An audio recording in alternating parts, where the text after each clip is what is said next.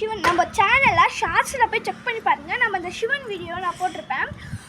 அதே இடத்துல இப்போ வந்து யாராக இருந்தாலும் இப்போ அங்கே 1 டே கழித்து உட்காந்துருக்கணும், இல்லை அந்த மலையை விட்டு போயிருக்கணும். அதாவது அங்கே என்ன சொல்கிறேன்னா, அங்கே வந்து பார்த்திங்கன்னா இந்த மலையை பாருங்கள். அந்த மலையில் வந்து அந்த 2 மலைக்கு நடுவில் சிவன் வந்து தெரிவார்.